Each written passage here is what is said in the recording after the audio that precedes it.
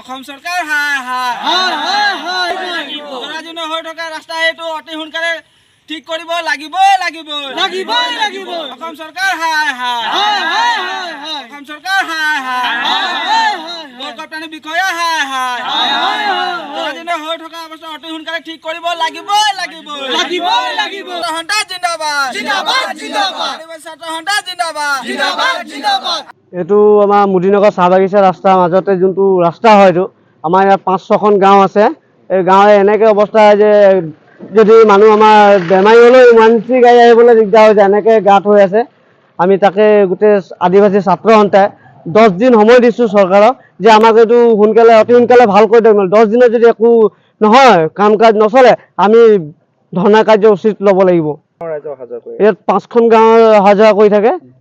17 number লাইনলৈকে যিটো ৰাস্তা একেবাৰে জৰাজীৰ্ণ হৈ আছে। ইয়াত চৰকাৰৰ কোনো কাণ সাৰ দিয়া নাই বা গড়কাপ্তানি বিষয়াক কোনো কাণ সাৰ দিয়া নাই।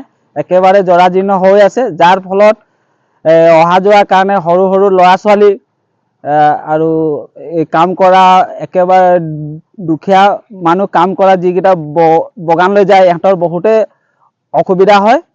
সেইটো কাৰণে আমি ইয়াত সদৌ অসম আদিবাসী ছাত্ৰ সন্থাই 10 দিন সময় বান্ধি দিছোঁ।